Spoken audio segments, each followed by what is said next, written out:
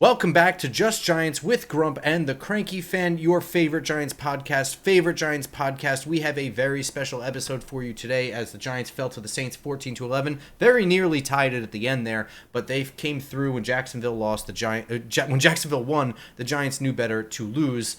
But we have on to discuss, rather than the game, the state of the Giants and his thoughts on the Giants. The one, the only, Nicky Snacks will be joining us. So he's going to come on, and I guess he had a tweet that incited some masses on Twitter. A tweet that tweaked people. So yeah, let's talk about it. All right. Thank you for joining us. Welcome to the show, Nicky Snacks. So we wanted to bring you on, dude, because you describe yourself as a very sane and rational Giants fan, correct? Agreed. Yep. Yeah. 100%. And when I first met you, I probably could have strangled you. I thought that was the most asinine way to describe you. I've changed my tune. I do think that you're a very rational Giants fan. I think you're wrong about a lot of things, but that's okay because I don't think that you're so wrong that I want to kill you anymore. Well, that's good to know. But this is your annual thoughts tweet, right? You do this every year? Yeah, so sometimes I'll do it if I'm really annoyed, really pissed. I'll do it after multiple games, but this is kind of the Mona Lisa of the year. There will be no more notes out for the rest of the year. They're not worth my time. This was it, and the vitriol that I am getting on it is quite insane. I was going to say typical, but yeah. This has been the most hateful, though. And here's the thing too: is that you can have polar opposite opinions, but as long as your reasoning makes sense and is kind of rational, you can be. I completely respect what anybody says. If somebody tells me the sky is blue or the sky is green, you better give me a reason why the sky is green. I'll be like, okay, I disagree with you, but at least it's your opinion.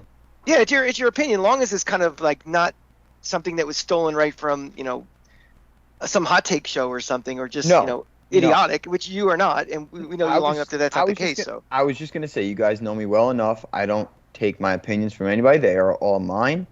I somehow process them in this tiny little idiotic brain of mine, and then I just blurt them out. I don't really think when I type, so that's maybe an issue.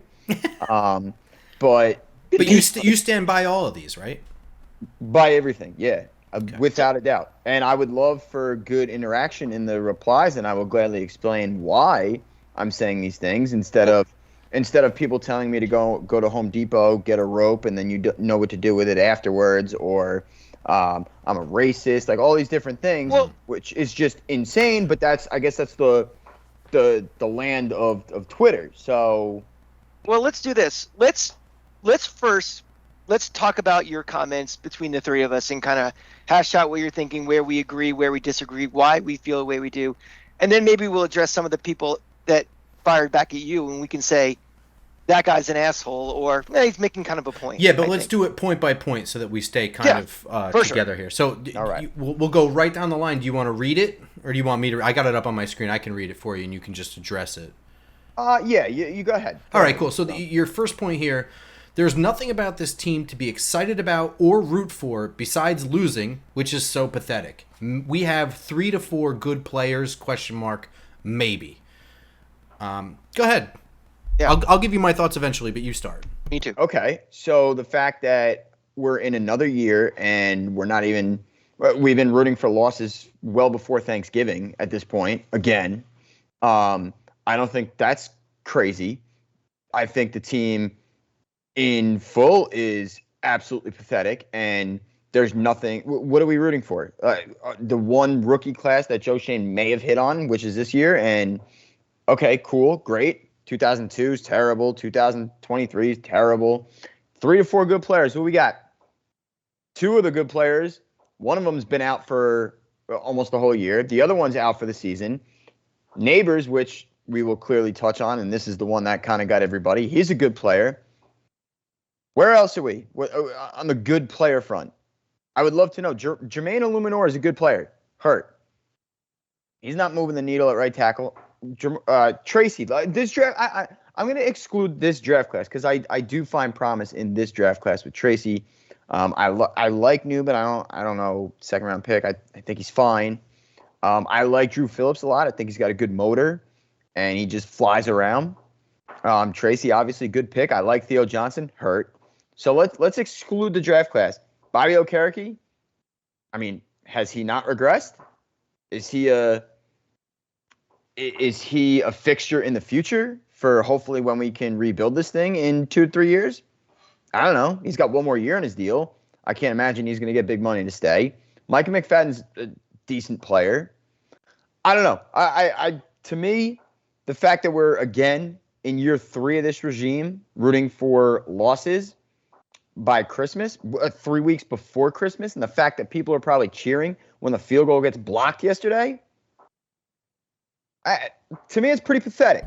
I would say it's pathetic. Yeah, I think I agree with half of this. I think it's pathetic that this is another year. And remember, our lifespan of cheering for losses is longer than the lifespan of both this coach and this GM. So for us, this is like year 7 of cheering for losses. But, for this regime, it's now 2 years in a row. So I agree it's pathetic. We were out of the running October. We were still wearing T-shirts to games. We were already out of the running.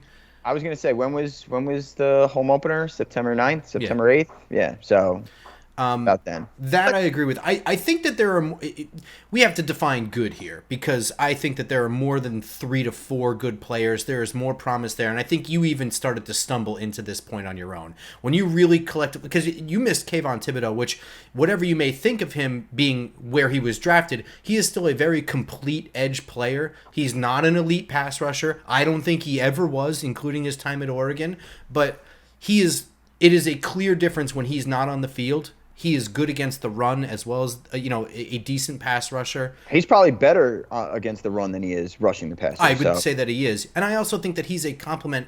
He does things better than Brian Burns in some ways, and Brian Burns does things better than he does. I think that they are a fair complement for each other. You didn't mention Burns at all. I did not, and that's a miscue on my end. And also, like I said in the beginning, I don't think. I just type. I shouldn't use the word good. I should have probably said maybe foundational pieces or something of that nature. Yeah. Okay. And you mentioned Jermaine Illuminor. I would put John Runyon in there as well.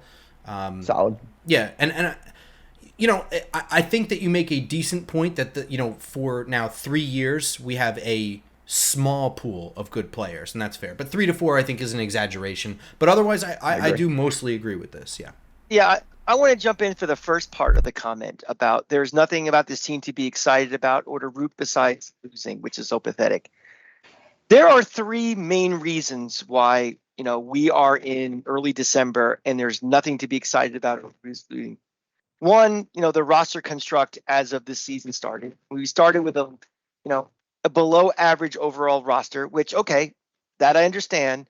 The second thing, which is becoming an annual occurrence on this team, is look at the number of players on this team at this point now that are on injured reserve or not 100%. It's ridiculous. And the third thing, and probably the most important thing right now, we made an organizational decision to bench and then release the best quarterback we have on this team. We can talk all we want and all the evidence out there that best quarterback that was on the roster is not very good, but we made a decision to be far, far worse at the most important position that really separates not very good from being god-awful. So we're kind of in this situation now where, it is what it is at this point. So to be excited about, what team is excited when they're out of it for the playoffs? Nobody. Look around the league. Look at empty seats and other teams that are out of it. The specter of having the number 1 and number 2 pick is something to be, I don't know if excited is the right word, but something hopeful. To look forward to. There's hopeful. Yeah. And, I always say it on this show, you can either sell hope or wins or hope. Wins aren't coming, obviously. That's it, right. We have hope that something, it's no hope. No hope is a team like. You're not making sound for me. Oh, yeah. I suddenly lost you. I lost Crank, too. Oh, shit. No, there you go. I hear you now. All right, say what you were saying. I was saying, you could either sell wins or hope. And heard that, yeah. Who's no hope? It's no hope last year Carolina that traded their first round pick when they were going to be really bad. So you're going through a season like we're not even going to get a foundational piece next year. At least we could start thinking about we're going to get a major piece. And if it's not stop with the cliche of, well, it's not a great quarterback class and we're not going to get anybody good. Even we end up with a guy like Travis Hunter, or we end up with the best offensive tackle in the draft or something, we're going to get a foundational piece on this team. So it sucks we are where we are. But I think we should be able to start turning the corner now by getting more pieces and not being in cap hell anymore and all these different things. And Grump, before you jump in, Crank, I agree with that. I do. The hope is the only thing right now.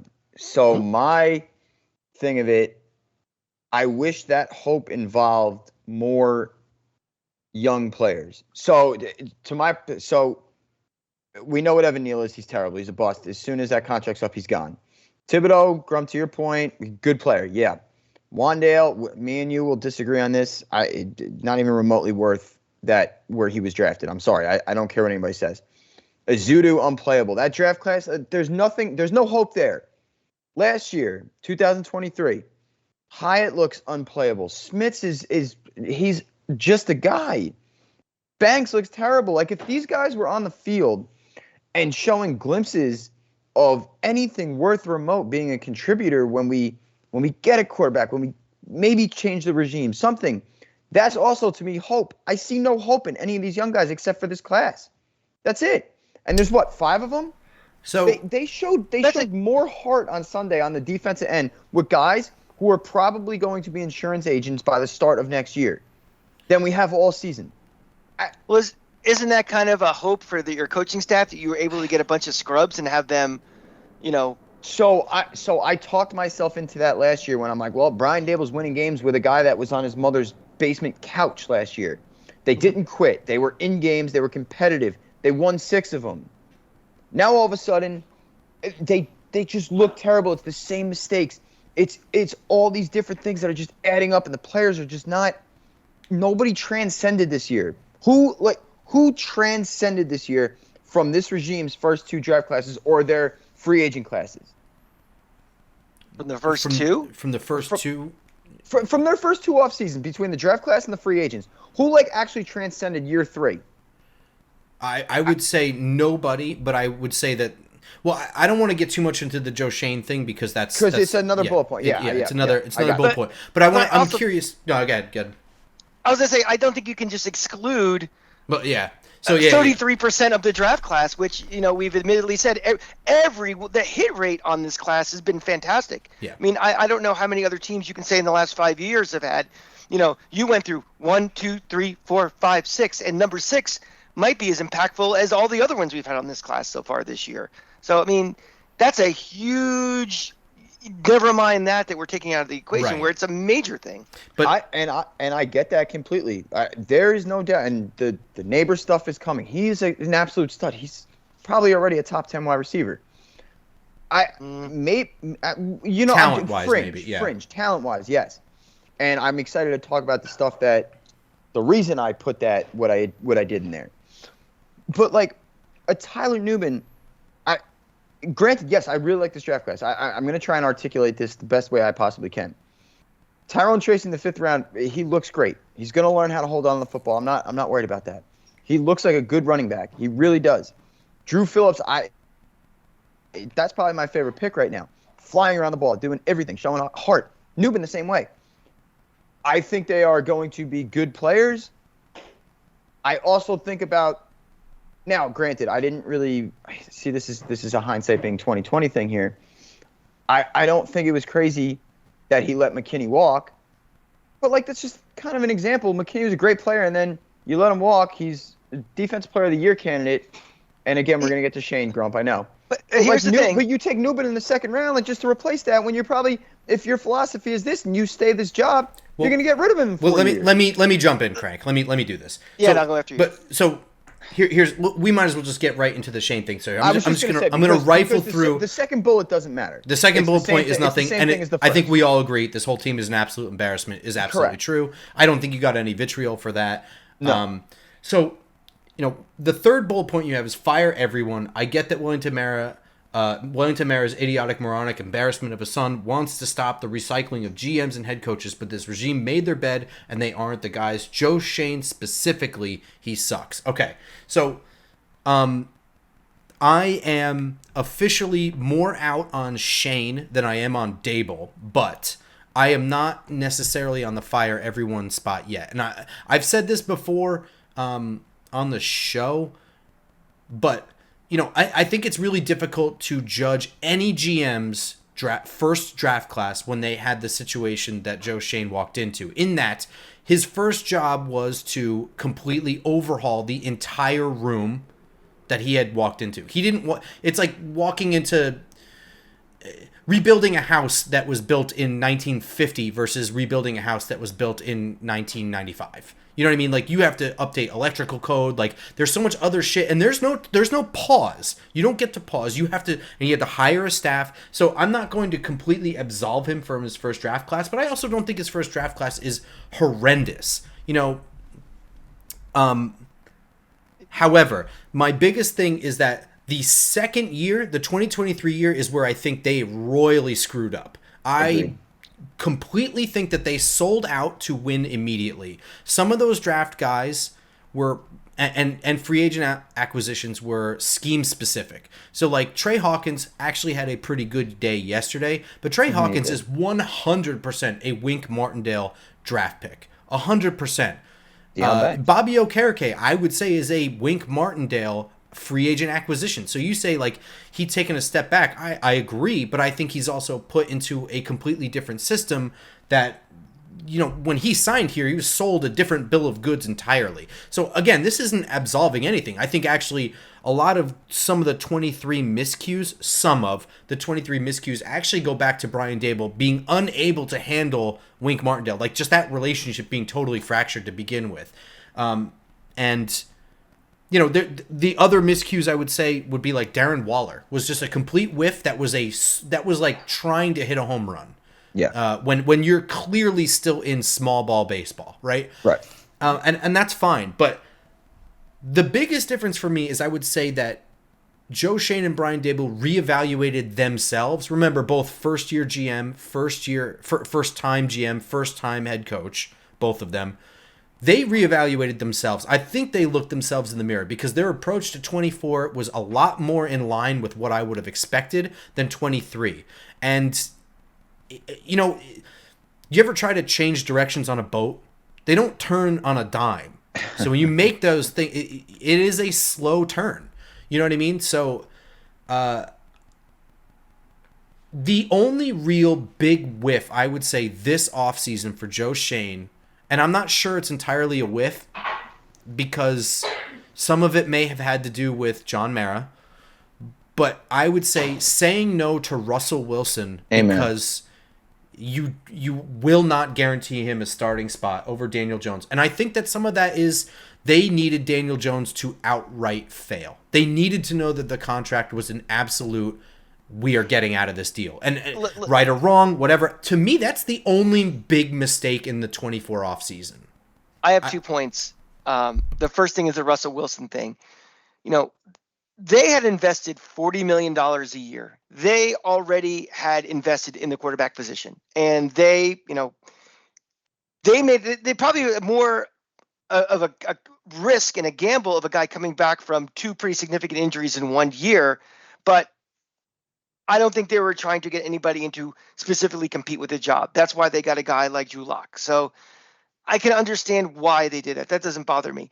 My other point more is, I think everyone's vitriol towards Joe Shane is as much about, the drafts weren't good, but look what the guys did who left the Giants. And here's my question I pose to both of you, is that have any of those guys left the Giants and become greater than what they were with us because of a talent misevaluation or because there was some sort of financial reason why we wouldn't pay for them going forward. So I think, the fans don't look at the whole picture of everything, and we've been in cap purgatory for a long time. We're finally going to be out of it, but why is Xavier McKinney on a different team? Why is Saquon Barkley on a different team? Why are all these guys somewhere? It's not because we misevaluated them and said they were no good. We just want to get rid of them. It's we couldn't afford them for the vast majority of it. And it sucks that they've gone on to, making high profile plays and on high profile teams. It just looks bad for us. But I think Shane's getting too much flack for look at these guys on other teams doing better than they were here. So listen, guys. I can't disagree with any of this. I feel like we the three of us, honestly, most people at our tailgates are really in line with how we feel on everything. And Grump, you were saying before, like you're more out on Shane than you are Dable.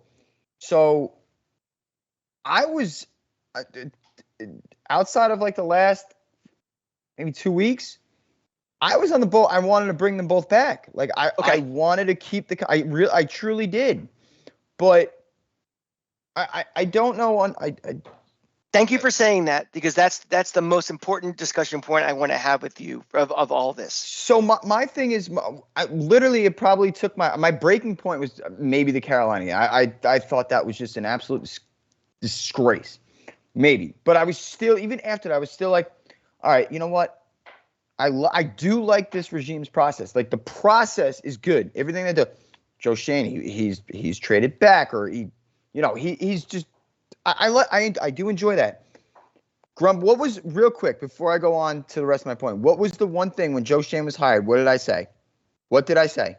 Oh, I don't fucking remember. What did we say? We just talked about it last week when we were arguing about Wan'Dale Robinson. Yeah, I don't remember. What? Go ahead. You can say. All right. Anyway, so he came from Buffalo. You look at yes. Buffalo's, their draft classes were not good. They stunk. They lucked out. I don't want to say lucked out. You evaluate him. You traded up for him. You got Josh Allen. Everything else goes out the window.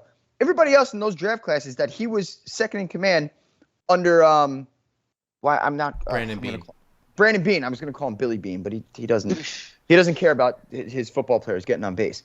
Thank you, Crank. I knew you got that one. But that was my biggest thing, and I'm just not. He's drafted okay players, a lot of whiffs. Josh Zudo at 99. That's a depth piece right there. That should be your swing left tackle at worst case. Or not even, or a starting guard. Like that's horrific. Dable, I thought Dable was, after 2022's miracle and what he got out of Daniel Jones, who I think we all know was fine at his best, but we know him at his worst and what his baseline is, and it's probably maybe a top 20, 23 quarterback. That all went out the window. They dug their bed. They did not have to sign him to a 4-year, let's essentially call it a 2-year, $80 million contract. They didn't have to do that. They could have been like, well, you know what? I know what we see. We're going to let him walk or franchise tag him. And then let Saquon, you knew you were going to let Saquon walk. You knew you were never going to sign him. I know that he came out with an offer, but let's all be real. Saquon was going to test the market. He wasn't going to sign there. So I just think there's been too many. What's the thing? Seesaw kind of yin and yang. Yin and yang things. Like it's one way this way. It's all right. Oh well, we had a miracle run in 22, beating shit teams, and then beating a shit Minnesota team on the road in the playoffs. So let's take that. Let's double down. Grump, to your point. You get Waller. Stupid. You draft for need and scheme. No, that's not how the draft should work. You should draft the best fucking talent. Then they say it doesn't work, and then you revert back to where they went this offseason. It doesn't make sense. You cannot go back and forth, left and right all the time and just expect to get chance after chance after chance. I don't even get me started. And then Dable, can somebody explain to me, please, what Dable thinks about during the middle of the game when he's going for it on 4th and 8 at his own 30-yard line and he's not going for it on 4th and 2 at the 50? All year long, it's been the same thing. Can someone explain that to me? All right, so the guys have quit. Hold on. Sorry, let me jump in because you're asking a lot of questions. I'd like to have conversations about some of them. Yeah, I got it. All right, so We're going to begin. All right, so let's work our way backwards here. I kind of agree with you with, I said I'm more out on Shane than Dable. I think that even though I think last year was a complete misevaluation by both Shane and Dable as to where the team was and which direction to continue taking it, Dable was able to keep that shit together, for lack of a better word. Winning games down the stretch may have hurt us in the long run, but it showed an ability. Meanwhile, all this shit's going on behind closed doors with Wink Martindale. I don't even understand how they were able to keep a team running with that shit going on. And all Agreed. honest to goodness. And so, there's that aspect to it. And I do think that Brian Dable's ability to work with quarterbacks and get the most out of them is still something to be admired. I think it's something that people around the league still think that way about him. Other fans think that way about him. My biggest thing with Brian Dable, where I am like, I don't know if he's the guy. There's probably three things that I'm unsure of about him that make me nervous. One is I don't know how much he gives a shit about the defense at all. You know what I mean? Like it seemed like it was completely compartmentalized from the beginning between him and Wink Martindale. It still feels that way with Shane Bowen, where like he has a general thing of what he wants on a week by week basis, but it really feels like a partnership. You know what I mean? But it's not a partnership because he's still the head coach. He just is very focused on the offense. That's number one. I don't want a head coach that doesn't give a shit about 50% of the game. That's number one. Number two, in-game decision-making at times is more than questionable. I agree with you there. I'm not going to argue. And, the week-by-week situations where they are in the year probably factors into it. But in general, it's something that I don't always understand or agree with. And number three, and this is one that I have not seen any needle movement on, I don't agree with his disciplinarian style, where it is player-run club med. And even though he's cracked down a little bit on that this year versus last year in terms of offseason and the way he was just giving away half the practice, letting them leave early, that shit's over with and that's fine.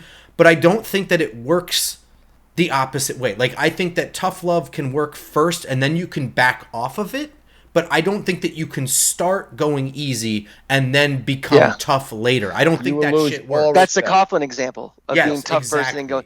So let me get in for some of this, working backwards from what you said. I agree about the things about the in-game decisions and stuff, but to me, if you don't have the talent and you don't have the personnel, that stuff is secondary because it doesn't matter. You're going to lose anyway. I think once you have talent and once you have, a roster, that's when it's like, well, is this coach right? Because is he no longer putting this talent in the best position to succeed? So I'm that stuff is important to me, but to me, it's at this moment the way this team is not the deciding factor if I want to run Dable out or not. The points I wanted to get back to from you, Snacks, was first, you said it was the last 2 weeks that really changed your mind about you're out with everybody. What has really changed in the last 2 weeks? I mean, the Carolina game, I agree. That was a breaking point for everybody. We lost to a very, very bad team. That was when everybody knew that was the end of the road for Daniel Jones, and they made a major decision to move on for Daniel Jones. Knowing that since then we've gone to 2 quarterbacks that are not NFL starting quality quarterbacks, continued the mass exodus off this roster due to injuries and stuffing. What was your expectation for the rest of the season? I mean, isn't this kind of exactly what we expected and we kind of signed up for it? So it's a fair question, and I get what you're saying.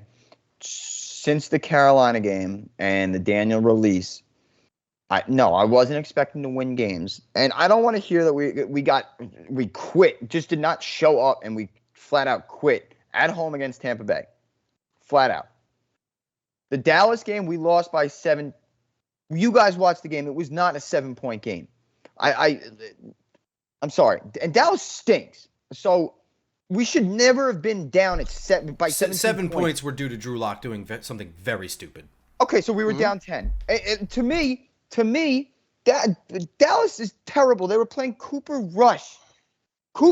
We have had We had an early second round pick with like you said, Grump, a QB whisperer who was playing dog shit. The guy has started how many games in the NFL as opposed to Cooper fucking Rush, and we are that bad? Yeah, but quarterbacks don't play against quarterbacks. But go ahead. No. I get it. My point is we just shouldn't have been down that much, and we shouldn't have a guy. You know what? The screen pass, pick six, whatever. And that shit happens to Patrick Mahomes. It can happen to anybody. I get it. But I hated the locker room. Dexter, their leaders. That's another problem. They have no leaders on this team. Fully agree with that one. None. We all co-sign that. They're calling things out. Oh well, about Daniel and about all these things. That locker room, I would bet good money is not under control. That falls under the head coach. And then Crank, to your point, I agree with you. Once the roster is in place, then you can evaluate the coach and what he does. They completely botched the QB room. That's on the GM. The roster is. Stop right there. You said the biggest reason why you wanted to bring in Joe Shane, this biggest selling point was the evaluation of Allen. Allen was not the number one pick, not the top 3 pick. They found him. They did their scouting and stuff, and they brought him in, and they quarterback whispered him to being now a potential MVP of the league. The MVP. Right. So why are we, until they get the opportunity to do the exact same thing with the evaluation and picking their guy, it's still always going to be an incomplete to me. And the common cliche from people is, do I trust this guy to do that? It's like, that's the exact reason why we brought him in, to do just that. We're finally in the position to do just that. So I understand that we are, but after seeing how he handled the quarterback situation and giving Daniel that contract and then bringing in Drew Lock, not even knowing Daniel is coming off an ACL injury and then a neck injury too, Drew Lock was your best option. You knew who Tyrod Taylor was and you knew he played well for you. You couldn't give him the $3 million more that you gave Drew Lock, and knowing exactly what you had. I don't know what this season would probably still be a shit show, but I can guarantee you, you're not losing the locker room when you got a veteran professional a respected one like Tyrod Taylor under center, being more competitive in games and probably winning a few extra. How many games did we lose on that? They could have went to Tyrod. They could have went, and I'm sorry, Craig. They could have went to Tyrod a lot earlier. They clearly had zero confidence in Drew Lock and zero confidence in Tommy DeVito. That's why they held on to Daniel's leash so long. If you had Tyrod, you could have brought him in, and you never know what could have happened. Okay, I know one thing.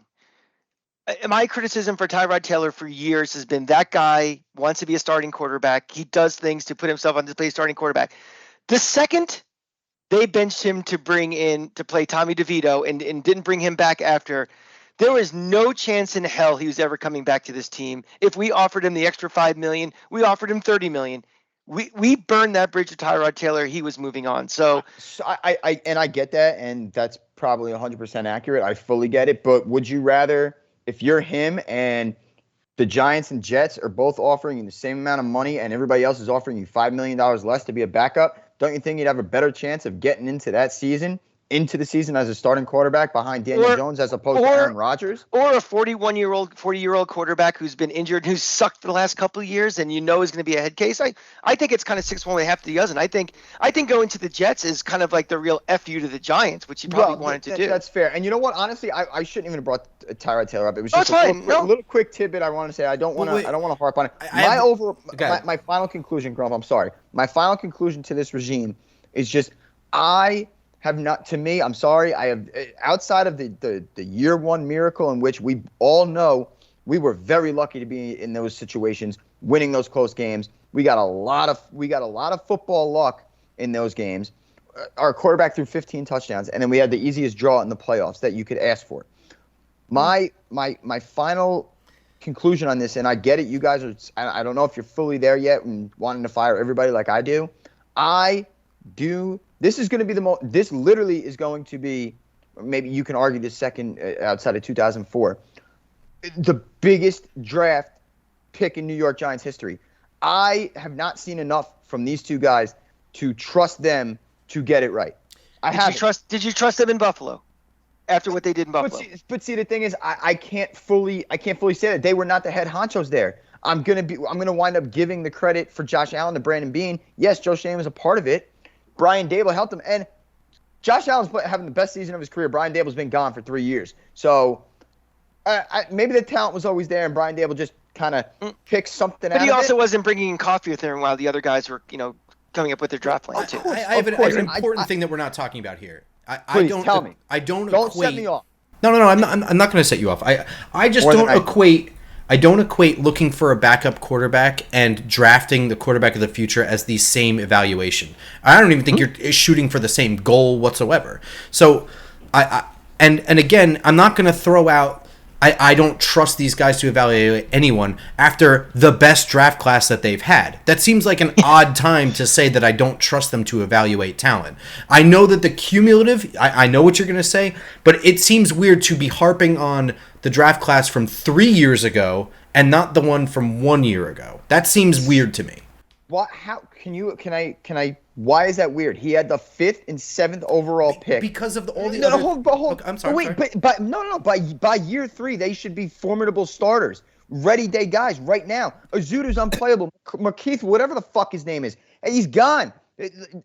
Wandale is a cute little player that should have been drafted in the 4th round. Neal is a bust. Like, it's year 3, and you're getting production from one of those guys. Wandale. But with any of those guys like super reaches, like, oh my God, why are you drafting Evan Neal with the 7th or the 9th pick? No, why are you drafting Kayvon with the 5th? I mean, I have tweeted that they were both chalk picks. I get it. I absolutely get it. Mm-hmm. Maybe the coaching shit. Well, he brought the coach in. That's a different point. I understand it, but he brought the coach in. It all. What is this saying? Rots from the top. Whatever. I'm not getting into Mara. You know the expression. Rises to the top. What? No, the snake bites the head. I don't know. There's a saying, it rots from the top. Something like that. I'm very heated. Keep going. I don't see where and again, we are 2-11. We have not won a home game. We average 14.9 points per game with a supposed offensive guru. Okay, that's disgusting. We started 9-8 or 9-7-1, won a playoff game. It has gotten worse and worse and worse. Well, hang on. Whoa. Here's my only thing is don't throw out those stats, and the reason why is because they are actively tanking. So I mean, you can be like they're 2-11, and then in 3 weeks be like, oh my God, can you believe that they're 2-14? Now we're 2-15. I can. Okay, and I get that, but we were not actively tanking a month and a half ago, and we were dog shit. I understand that, and that's fair. But using the stats is silly. I'm not. It's not just you. Everyone does it. It's like every week. The beat is like, I can't believe. It's like I can absolutely believe that they have the worst points per game. Right. I get it. And it seems silly to be like they have an offensive guru and they're averaging 14 points per game. I'm like, yeah, well, I mean, you just throw that out. They also don't turn water into wine either. I mean, just because if you're dealing with Daniel Jones, who we ended up, getting rid of, and dealing with, Drew Lock and Tommy DeVito, that's water. Guys, I mean, this is why I was on board just a couple weeks ago that I wanted to bring them back. I wanted the continuity because I know exactly what's going to happen. Mara's going to fire Dable. He's going to keep Shane, and it's going to be the same disgusting cycle that he did last time. That may be like the end game that I truly believe is what's going to happen, and I don't want. So if you're going to keep them both. I'm with you there. But that's my whole point right there. One, fire both. To me, in 3 years, I would expect a roster to look better than this. I'm sorry. That's my whole point. Is that you said 2 to 3 weeks ago you were okay. You think bringing them back, but now all of a sudden they got to go because this going back to the result was going to happen for it. I mean, I get it that it's embarrassing. I get it. It's tough to watch. I get it that we have empty Sundays, but this is what happens when we do what we do. Now, history may come back and say that was a really bad decision to go for the tank with Daniel Jones. The draft pick never worked out. We never got that guy to replace him. And knowing our fucking luck, Daniel Jones to go to the Vikings and be the number 3 quarterback now and be a Pro Bowler next year. He'll have a Sam Darnold year next year. Right. But I mean, to change your opinion based on what the expected outcome was going to be. That's his frustration. I don't even think it's the loss. I don't care about the losses. You're right. Like Grump, you guys are saying we're tanking. Don't use the stats. You're right. That's fair. I shouldn't. What I'm seeing though is, and maybe we can move on to the neighbor's point here, is the guys talking to the media. You have Dexter Lawrence, and to our point again, which we all agree on, no leadership in this locker room. None. And they're all talking. You have Darius Slayton, who's like the nicest guy in the world, never says shit about anybody. He's talking in weird codes. You got a rookie who's played 10 games, probably cost you 2 of them on 2 drops. He's saying shit. Dexter Lawrence, the best player on the team, who, again, this is... I'm going to defend players. Grump, would you agree we probably have 2 more points to make because the last 2 is they're whatever. It's about Dexter and Neighbors. I think a lot of it, for me, stems to the point, I don't think the locker room is at a point under Brian Dable that is repairable. And no, they didn't quit yesterday. Like they fought with guys that are probably not going to be in the NFL, and that's probably why they fought, because they're trying to put good game tape on, film for other teams next year. It's a resume. A resume, right? Exactly. Instead of the guys who you showed up against Tampa Bay at home, and did one of them show effort? It was probably the two defensive backs he drafted this year. So I just think it's a culmination of why I feel in that, not the results, the wins and losses. I don't care. You're right. I'd rather lose. I just think it's all the outside stuff that's going on after the games, during the week, the weird answers. Let's get into neighbors. That's all noise, though. I mean, let's be honest. That's all noise. No, I'm going to disagree with you. Let's transition this to neighbors because sure. Your point is, Guy is an unbelievable talent, but I cannot stand Malik Neighbors. I'll let you fully clarify that point before we get into it. So go ahead. Okay, and there was how many replies are saying, "Oh, I have no idea. You tell me. I haven't read any. There's way too many. I was going to go through them, but it's not even worth anybody's time. You could see it's all right there. You could see it. Like, oh, Guy hates our best offensive player. Guy hates our best player. Wow, he's speaking out his anger. Okay, I never said I hate Malik Neighbors. I can't stand my brother most days. I don't hate him. I don't like Grump. You're right, exactly. I can't stand Justin when he talks. I don't hate Justin. Sometimes I can't stand him. Right now, I cannot stand Malik Neighbors. He is not proven anything, and I get it. In a sense, you could argue, and Grump, I almost feel like maybe you think it's some kind of leadership thing that he's speaking out on things. Maybe. To me, I'm probably with Crank, who's like 80 years old. I'm more of the old school where you've played 10 games, you probably cost us 2 wins on drops. When you're going out after games, I don't care about drops, throw me the ball. Well, as a receiver, a drop it's pretty big. That's a pretty big Basically, thing. in the job description for wide receiver number 1 is catch ball. Yeah, catch a ball. And I don't know if you guys are watching I'm seeing these videos that come out. His body language is so bad. You're a rookie. You're 10 games in. I know you were drafted 6. I know you're an unbelievable talent. That's why I wanted to preface by saying that.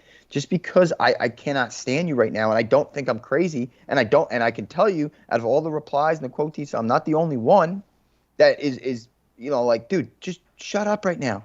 At least, and everybody's like, oh, well, you didn't. How mad were you when OBJ went on ESPN? And I replied, and I said, OBJ was a proven veteran All-Pro before he did that. Or I'm sorry, after he did that. Or no, I'm sorry. Again, before he did that. Yeah. He played a lot more than 10 games. And actually, legitimately, in 2016, won us how many of them? Just by taking slants to the house. Mm-hmm. Did I like what he did? Calling out Eli, calling out the organization with a musician and on national television? No, I didn't like it. But in a sense, you almost earned that right. To me, Neighbors has not earned that right yet to do any of it. I completely disagree. I disagree. Well, I don't want to dissolve the OBJ stuff is not. I'm just giving an example because somebody said that to me. Well, it's two completely different. It is two completely different scenarios. I agree with what you're saying, and actually, you have me pegged all wrong. I fully agree with this point. I 100% agree with what you're saying. You are 21 years old. 21 years old. Shut the fuck up. You don't know anything. Shut First up. of all, who Thank the fuck you. do you think you are coming into this team as a 20-year-old and demanding they unretire a number for somebody who have no idea what their Correct. backgrounder They've is kissed his because ass the that's your moment he came in. brand. Go fuck yourself. Everybody forgets that though. And then Grump. I'm sorry. I think you were about to go off, and I don't want you to stop. But Crank, great point. Unretiring a number for an organization that's 100 years old, and that number's been retired forever. The And first one. the first one. Yeah, the first one. The audacity is just off the charts. So you knew right away this guy was entitled because even have the balls to even ask it means he gets whatever he wants. Right, he's entitled right away. Absolutely. Yeah. And I think we saw in Hard Knocks, I mean, you guys can disagree with me if you want, and then Grump, I do want you to finish because I'm sorry about this. To me, I think it was clear Joe Shane would have picked Roma Dunze if it was his final call, but I think Neighbors was a full-blown Dable guy. So besides the point, because I think clearly they Roma Dunze is not a hothead. I don't think he's said a word. And let's be fair, no idea. Nobody is writing off Neighbors at this point at all. We just don't like the attitude, and we don't like the aura attitude's of him. not earned. Correct. Exactly. Not yet. Yes, you're amazing. That's why I said it. You're an unbelievable talent. Are you even? You haven't even shown us that you're amazing. No, have college tape that you're amazing, but you know right. who you are. His you know what he is. You said this at the game yesterday, right? I was like, the fucking drops are not an issue. They are a real thing. Yes. Like, you know what I mean? Yes. You know what he is? He's a guy who's like a basketball player as a mixtape. It's like that was the most unbelievable 360 behind the head slam I've ever seen. But hit the fucking foul shot at the end of the game. Yeah. Because everybody has those, these street baller guys. They all have that tape of like, wow, and people going, oh my god, That's what he is right now. He's a mixtape. He has to become a player. But the best players are also consistent. His inconsistencies are a legitimate issue. It's a legitimate problem in his game that he needs to show. Not just, fuck us, we're fans, right? Show the coaching staff. We're on the couch right now. Yeah, exactly. But it is something he needs to improve on. He is not a golden god, perfect player coming into the league. He's not. So, And again, I wanted the pick. I'm happy with the pick. I'm happy with the player. The attitude right now is unjustified. And that's it. So, like, if people that don't know me, they're going to read that, and they're going to say, oh, I hate him, and, I'm out on him already. You guys, I guarantee you read that knowing exactly how I felt and what I meant, because clearly we're all in agreement on it. That's all I meant. And then the replies that I'm going, and then it's, that's when I'm racist, all these things. Right, of course. Oh, so, sure. I'm like, I'm literally calling for two white guys to get fired. Like, stop. But you cut that, Grump, if you want. It's just hilarious to me. But that's it. It's like, stop, man. You have not elevated, whether it was Daniel Jones, whether it was DeVito or Drew Lock, you have not elevated any quarterback. You cost us 2 games on drops. You had the ball in your hands. We win the game in Washington with that, and that's early on in the season. That is game 2? You win that game, things could be different. And then this is something honestly to 3 drops a game. This is something honestly to monitor now and watch. And if we're talking about this in 2026 with our second year stud quarterback coming in, then it's something we really have to. But right now, I'm going to give a little bit of a pass to this guy. Is just a young punk, who's been entitled his whole life, and now he's getting a harsh reality to what the NFL is like and being a rookie. Right. Yeah, I would say that the biggest problem is that there isn't a leader in that locker room to slap him across the face. And like, that can you goes back. Any of that happening with like Ed Reed in the locker room? No. Strahan in the locker room. It's just like these type of guys. Shot. And that kind of goes back to why are there no leaders? Because a lot of people we had to get rid of because of financial issues or things relatively out of our control. You know what? And it all snowballs down. Right, and I think we're all in agreement. And then just to wrap this up, because I'm very happy we're in agreement on the no leaders part, which I think Grump will segue into our last point, and it's part of why I wouldn't. Go ahead. You can just. I wouldn't hate this. Like I think we were all in agreement. We should never have paid Saquon Barkley $14 million a year.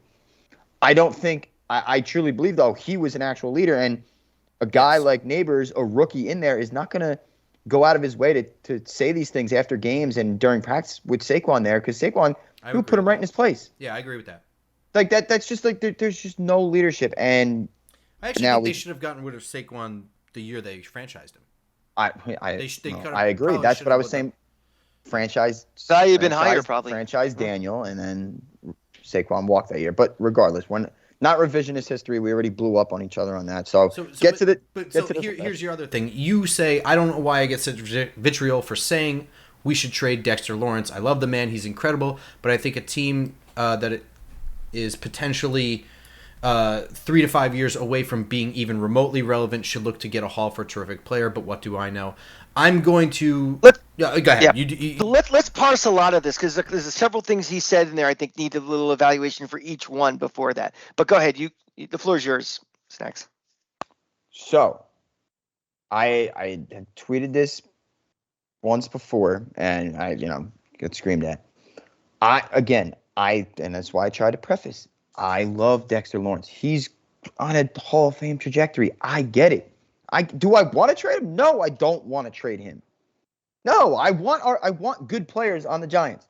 I want good, great football players. However, you get a team desperate enough that's going to give you 2 first-round picks and maybe a third for potentially a new regime that comes in that has no allegiance to Dexter Lawrence, who is going to be 30 by the time we're hopefully. And granted, I know there's examples. Oh, Washington is 8-5 after 1 year, and to the Texans, I get it. I'm sorry, though. I'm not banking on that right now. I'm not.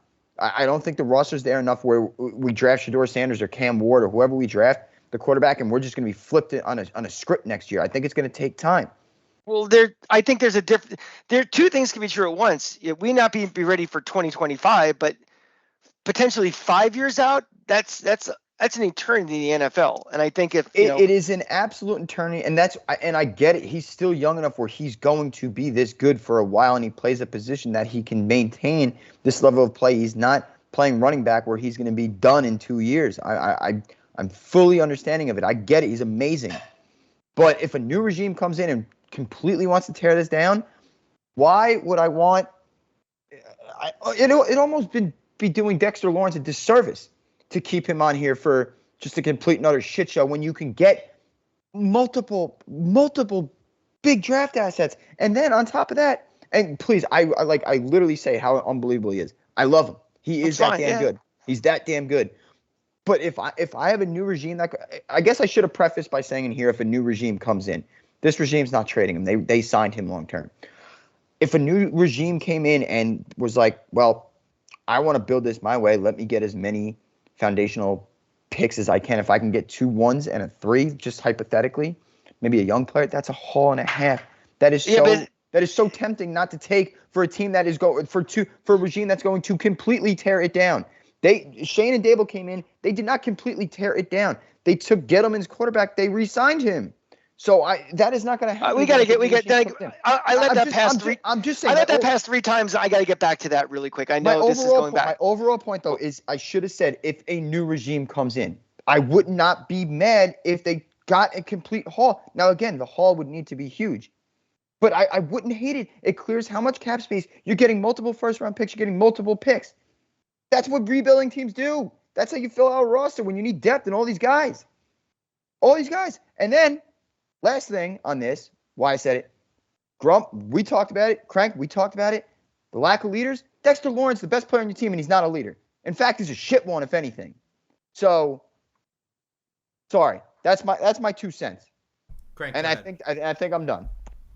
I want to go back to the Daniel Jones thing because you said it now 3 times. Like they should. Everything is about what is the best move and what are the alternatives to not re-signing him. I still want somebody to tell me for a year we were drafting low first round what the alternative was to not re-signing Daniel Jones. Say it with again. the limited cap space that we had. What were we doing to replace it? We were kind of caught under a barrel with him. We had to re-sign him for that. And again, it was for like the 14th highest paid quarterback in the league. He wasn't getting Trevor Lawrence money. He wasn't getting Pat Mahomes money. He was getting about 14th best in the league, which is at the time they signed him. And by the time that offseason was over, it was about 16 or 17. So I think to Grump's point, what he was making at the very end when we were going on the Barkley discussion, I think he was kind of thinking the same thought after that 22 season where they franchised Saquon and signed Daniel. They should have let Saquon walk and franchised Daniel. Do you miss out on Bobby Okereke? Okay, yeah, you do. But I mean, is he really the difference maker that he was last year? No. I think well, okay, even yeah, you could find room. So like that should have really been what they did was And again, hindsight is always 20/20. It did not work out. I get it. But you're still going to pay Daniel Jones though, even if you did franchise him. One way or the other. Yes, correct. They were not letting him walk out after winning a playoff game on the road. It wasn't happening. I get that. And they just had no other alternatives. They had no other. If there's an alternative path that could be a better one to go, then you're fine. But there really wasn't. We weren't drafting sixth. We weren't in a position where we could sign somebody for, even who would make more of a difference for it. So I think we were kind of stuck with that. So I don't put that in the category of that was their major fuck up as an organization having to re-sign him. I want to harp on something else because I want to move on from the Daniel Jones thing and back to the Dexter Lawrence thing. I disagree that this is what rebuilding franchises do. They don't get rid of all pro players. They get rid of Pro Bowl players, which we have none. Well, I'm just saying, like, you get rid of Carolina getting rid of Brian Burns makes sense. Brian Burns is a limited player in that he is not an all-around edge player. He is a pure speed rusher, and that's about it. Now, do teams need that? Is that really valuable? It's very, very valuable. Trading for it to get it on your team is a move. But when you're a bad team, you don't need to like go ballistic to retain something like that and walk away from trade offers. But Dexter Lawrence is an all-pro player. I don't walk away from him at all. In fact, you know what I do? Because everything you said about the situation the team's in and where he's going to be when they're finally relevant, I think what you do is you help him. I would double dip this offseason. I would try to sign a veteran defensive tackle, and I would also draft a defensive tackle very, very high. And that way, he doesn't have to play 99% of defensive snaps so that by the time he is 30, he is not completely washed with 2 replaced knees and a brand new elbow. And just one more thing on Dexter Lawrence. Fuck. What the hell was I going to say? God damn. Well, I could see Cranky was about to say something. I was like, yeah, your bigger point. Oh, I don't know.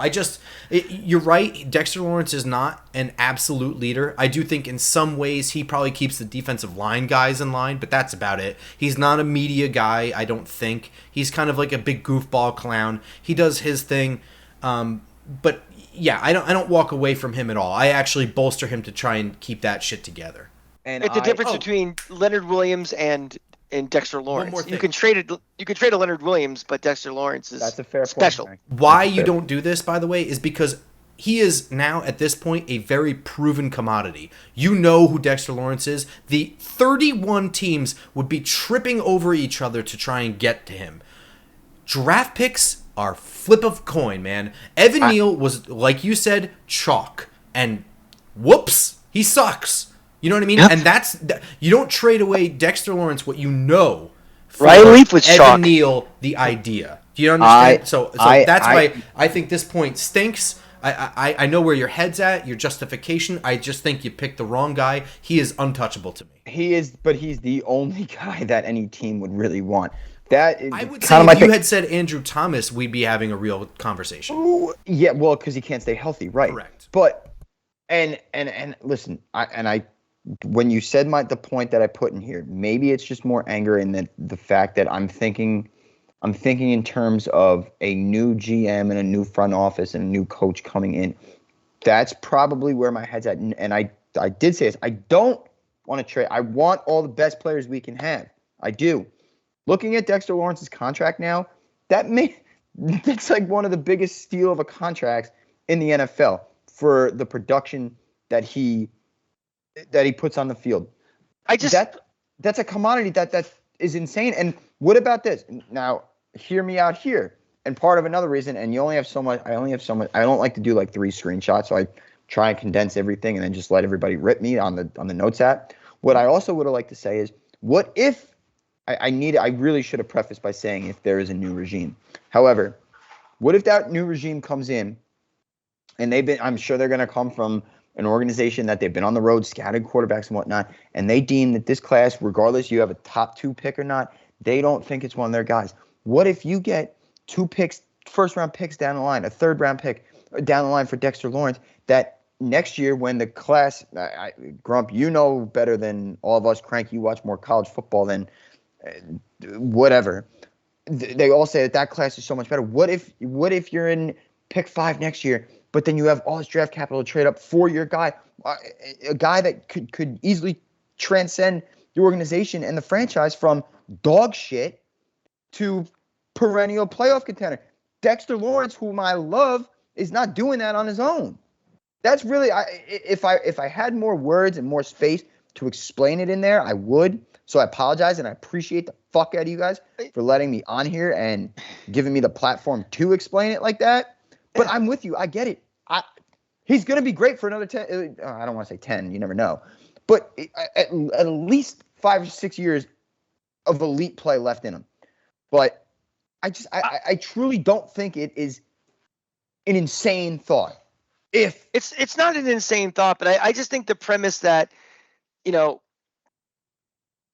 odds are it's going to take so long to get back, especially when we're going to be getting a franchise quarterback either this year or next year. And without question, a quarterback does not alone make you from being from the outhouse to the penthouse, but it goes a long, long way. Right. And right now we are so far down primarily because we have nothing at the quarterback position, and we have a zero. Yeah, we have a zero.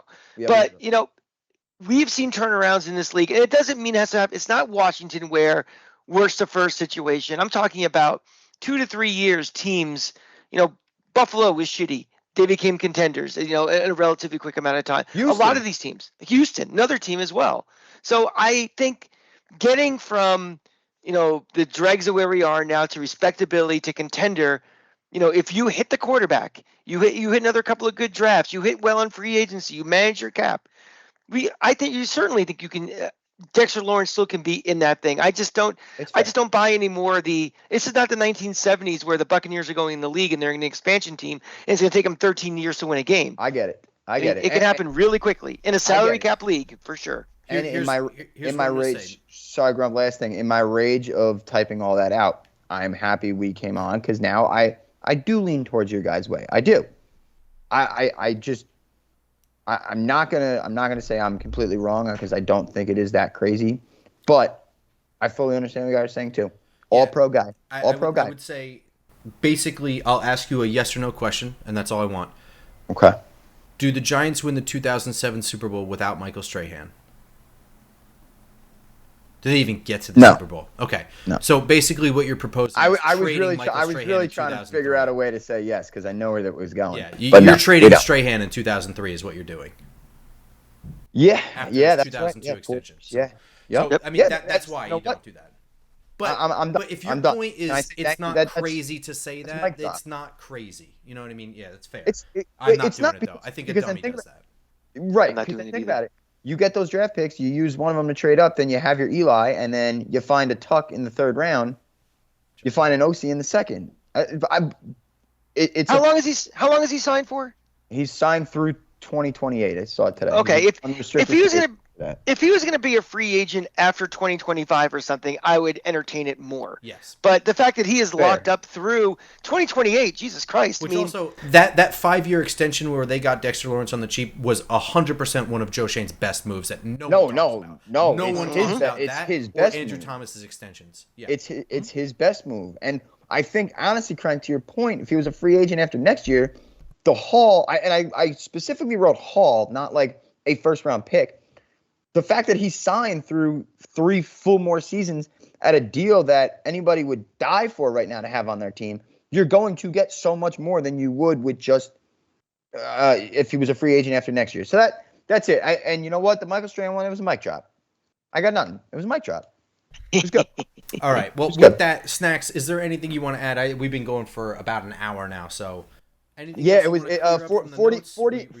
40 more minutes than I thought, but it's okay. I love talking. Sorry about that. I did say 20 minutes of your life. It's my fault. I kept going on. I told you I was probably going to go nuclear, so you did. That was way later too that you said that. Yeah, it was. I was like trying to text you. I was like, yeah. No, there's nothing else that I got. I appreciate you guys as always. I think we're all at a state of just too much frustration that we're so sick of the last decade of football, and I think it's all just hitting It's a culmination of many things. It's the decade of football. It's the fact that the path they've chose for the rest of this year is going to have spectacular failings. And, I think, I know Grump knows this, but I predicted we'd only win 4 or 5 games this year. I knew this was going to be a bad year, so I was mentally prepared for this. And at some point, when it's that bad, you're numb. And if you lose 14-0 or 43-0 or, it doesn't mean anything anymore. They're just, get the season over with. So it's not that I'm not dying inside a little bit. I'm tired of losing too, but it's just, okay, we are in the middle of a plan. And to me, nothing has changed from the Carolina game and getting rid of Daniel Jones to where I could say, okay, we just lost to, New Orleans. Now my decision has changed. I've changed my mind. It's just, this is the plan. And you know when it'll change? If we bomb on a quarterback, or it's another draft that we're talking in December and, well, this class busted. Then it's like, okay, well, now we've tanked. We don't have our guy, and it's more of the same. But right now, in the middle of this is executing the plan before we even get the results of the plan. And I have no opinion change right now from 3 weeks ago. Fair enough. And listen, I'm glad that we actually talked all this out, because I'm surprised that we agree on maybe the regime change. I was a little too much on I was pretty hard on that. Kind of disagree there. The neighbor stuff we agree, and then the Lawrence stuff we don't. But we talk it out like normal, civilized human beings instead of You're not a dummy. I'm not. Thank you, Grump. That was very You're not nice. on at 2 in the afternoon on ESPN, so that's why you're not a dummy. I am not. I am. I'm very passionate, and I like to think I know what's going on. And in fact, whatever people see that I actually tweet, Grump probably tell you, we talk very much in depth after games, and he knows that I do have my finger on the pulse of what I think is going on, and that's not like a braggadocious thing or anything. I know I'm not an idiot. I don't think what I said was outlandish. So I very much appreciate you guys actually giving me the chance to say the words out loud instead of people just reading a little snippet of what I'm actually thinking. So thank you guys. I love you. Hey, let's talk about one thing really important before you go. It's a little known fact that most people don't know. Knicks are 7-0 when Snacks and I go to games, and we're going on December 23rd. So truth. So 8-0 it is, baby. 8-0 it is. And just so everybody knows now, me and Crank talked about it yesterday. If the Knicks make the finals and he doesn't bring me to a game and we lose, there is nobody to blame but himself. Nobody. Well, I mean New York, so take that. We can light him on fire. And when I say bring me, I will pay for the ticket, assholes. Don't worry. He's not just giving out free Knicks tickets. So just depends on how good looking you are. Actually, I think I'm having a good hair day today. Me too. If you're 6'1" with a big rack, DM me after the show. Yeah. Oh, yeah. Boys, I love you. I will. Yeah. I'll see you soon. Thank you for joining. To follow Thank Snacks you for on having Twitter me, for real. at Nicky Snacks _ for more wonderful tweets. Yeah. Something like that. Crank, me and Grump were talking yesterday. We're getting together in Morristown soon. So I'm there. Told them I'm in. Wonderful. I love you, boys. Have a great night. Take care. Thanks for having me. All right, that's going to do it for this episode. Be sure to like, subscribe, whatever. Tell your friends about this one, because I think this one was kind of really interesting. A good wrap on the state of the franchise. iTunes, SoundCloud, Spotify, and of course YouTube, the Twitter at @football_grump, at the Cranky Fan, at Just Giants Pod. And we'll be back to preview another huge embarrassing failure. And they don't mean us. Yeah, no, not us. The Giants. Just be the next Giants game. Giants are who do we have next? Ravens game. Anybody needs tickets? Reach out to me. I have tickets for that game. Like I said, at the Cranky Fan on Twitter. Reach out to him, or you can reach out to me and I can relay the message as well. I'm on Twitter a lot more than he is. He is very, very rarely on in these days. So, yeah, that is going to do it for this episode, and we will see you all on Friday morning for the Ravens preview game. Until then, go Giants. Go Giants.